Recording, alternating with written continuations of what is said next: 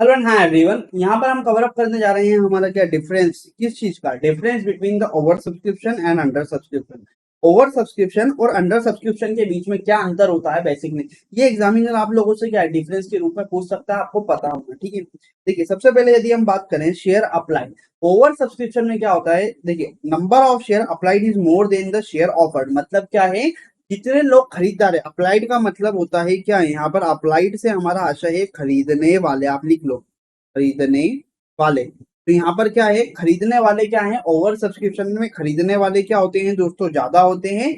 But under subscription में जो खरीदार होते हैं वो क्या होते हैं, हमारे कम होते हैं। ठीक है, मतलब फॉर एग्जांपल ओवर सब्सक्रिप्शन का मतलब क्या, आप 100 शेयर बेचने गए और खरीदने वाले 100 से ज्यादा है, तो उसे क्या बोलेंगे, ओवर सब्सक्रिप्शन की सिचुएशन। आप 100 शेयर बेचने गए और 100 से कम खरीदार हैं, तो उसे क्या बोलेंगे, अंडर सब्सक्रिप्शन। तो यहाँ पर जो अप्लाइड होता है वो क्या होता है, लेस होता है। ठीक है, then acceptance, all application are not accepted. मतलब जितनी की पूरी की एप्लीकेशन रिसीव होती है, जैसे फॉर एग्जांपल कंपनी बेचने गई थी, 100 एप्लीकेशन मिली है 110 की, 100 से ज्यादा की, तो क्या पूरी की पूरी एप्लीकेशन रिसीव हो जाएगी, नहीं। तो ऑल एप्लीकेशन जो होती है वो यहाँ पर क्या होती है, रिसिप्ट नहीं होती है। मतलब सभी की सभी को हम शेयर इशू नहीं करते, किस सिचुएशन में, ओवर सब्सक्रिप्शन में। बट अंडर सब्सक्रिप्शन में क्या होता है, ऑल एप्लीकेशन रिसिव, जितने भी खरीदार आए हैं उनकी एप्लीकेशन को हम रिसीव कर लेते हैं, एक्सेप्ट कर लेते हैं और शेयर क्या कर देते हैं, इश्यू कर देते हैं।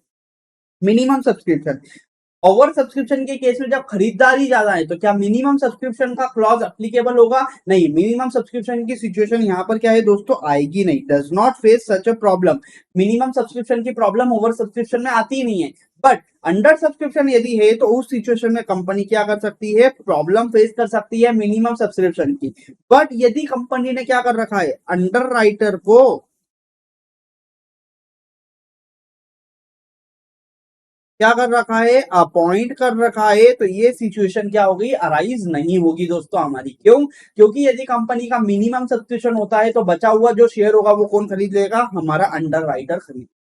रिफंड, क्या कंपनी को पैसा रिफंड करना पड़ेगा, नहीं। यदि मिनिमम सब्सक्रिप्शन रिसीव नहीं होगा होता है तो under subscription, minimum subscription receive नहीं होता है और शेयर अंडर सब्सक्राइब रह जाते हैं तो कंपनी को पैसा क्या करना पड़ेगा, पैसा रिफंड करना पड़ता है। किस सिचुएशन में, अंडर सब्सक्रिप्शन के सिचुएशन में।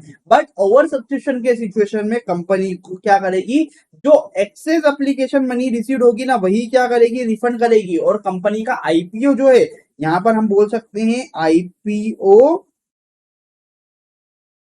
लैप्स नहीं होगा, और यहां पर जो कंपनी का आईपीओ है वो क्या हो जाएगा, लैप्स हो जाएगा यदि कंपनी को मिनिमम सब्सक्रिप्शन नहीं मिलेगा। तो एक्स रिफंड करेंगे यदि एक्सेस एप्लीकेशन मनी मिल गई है, मतलब 100 से ज्यादा शेयर की जो एप्लीकेशन मनी है, या तो कंपनी क्या करेगी, वो पैसा रिफंड करेगी या वो पैसा रख लेगी टूवर्ड्स द अलॉटमेंट और कॉल्स के लिए। ठीक है, but as all the application are accepted, no excess application money to be refunded। यहाँ पे एप्लीकेशन मनी रिफंड करने का सवाल ही नहीं होगा अंडर सब्सक्रिप्शन में, क्योंकि ज्यादा पैसा कंपनी को क्या हुआ है, मिला ही नहीं है। बट ओवर सब्सक्रिप्शन के केस में क्या करेगी, ज्यादा पैसा जो मिला है या तो वो पैसा कंपनी क्या करेगी, शेयर होल्डर को वापस कर देगी या वो पैसा रख लेगी अलॉटमेंट और कॉल्स के। ठीक है, आई होप सो दोस्तों आपको ये डिफरेंस समझ में आया कि देखिए ओवर सब्सक्रिप्शन का मतलब क्या होता है, जब कंपनी शेयर्स को बेचने गई तो खरीदार ज्यादा मिल गए। अंडर सब्सक्रिप्शन का मतलब होता है जब कंपनी शेयर्स को बेचने गई तो खरीदार कम मिले। एक्सेप्टेंस, ओवर सब्सक्रिप्शन में सभी के सभी जितनी भी एप्लीकेशन मिली है सभी को शेयर अलॉट नहीं किए जा सकते हैं।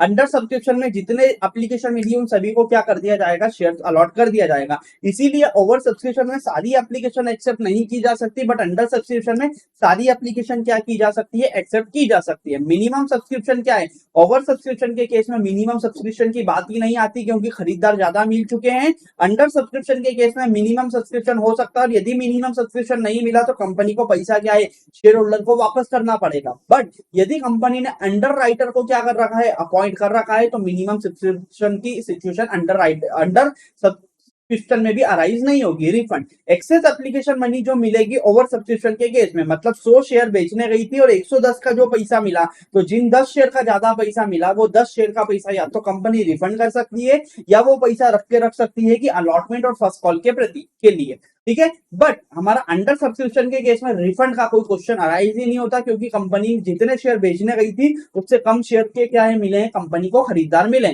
ठीक है, ओवर सब्सक्रिप्शन के केस में क्या आपका आईपीओ लैप्स हो सकता है? नहीं, ओवर सब्सक्रिप्शन के केस में मिनिमम सब्सक्रिप्शन नहीं मिलने का कोई सवाल ही नहीं होता, इसलिए कंपनी का आईपीओ लैप्स नहीं होगा। बट अंडर सब्सक्रिप्शन में के केस में यदि कंपनी को 90% से कम खरीदार मिले तो कंपनी का क्या है, आईपीओ लैप्स हो जाएगा और कंपनी को जनता का पैसा वापस करना पड़ेगा। Thank you so much.